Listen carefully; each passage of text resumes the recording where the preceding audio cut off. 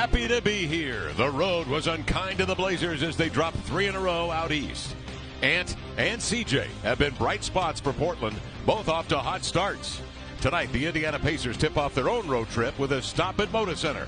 Rookie Chris Duarte is looking like a star in the making, but the wins have been hard to come by so far for Indy. It's the Pacers in Rip City, and it starts right now.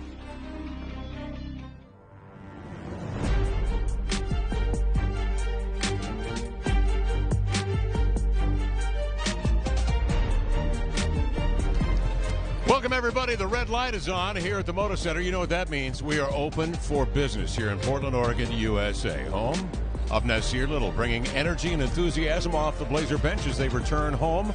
Meantime, the Pacers, with Domantas Sabonis leading the way on the first of 4 games on this West Coast road trip. He has that Arvydas DNA.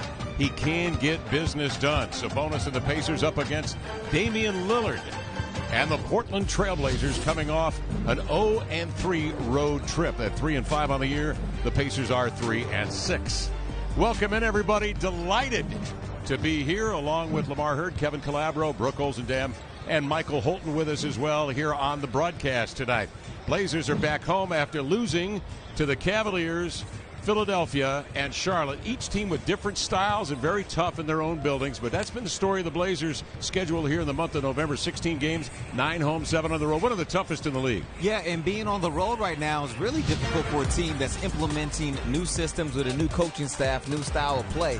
So you'll see some lumps on the road. Now, of course, you hope to get that rectified sooner than later, but it's to be expected to a certain extent. So it's nice anytime the Blazers can return back, as you see, Kev, third most difficult schedule over that first 20. Pacers will tell you about it. They're 0-4 on the road right now, but coming off a win at home in the getaway against the New York Knicks. We mentioned Sabonis.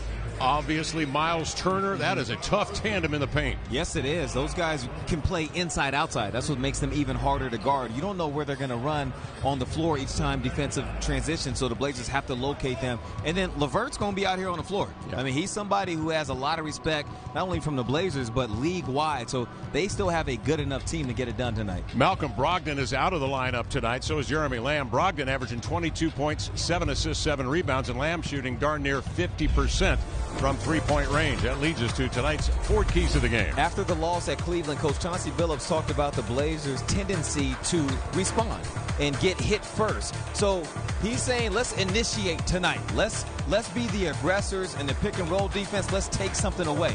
And then once you take something away, Kev, you get them to miss. You have to box out. You have to locate the 2 bigs you talked about. Those 2 guys will crash hard. The Blazers have to complete possessions so that now they can get it and go use that 6th best offensive rating on the other side of the floor. A home back-to-back for the Blazers tonight. They get started with Indiana. When we come back, Brooke Olzendam chats with Blazer assistant coach Adnisha Curry. That's after the break. Portland Trailblazers basketball.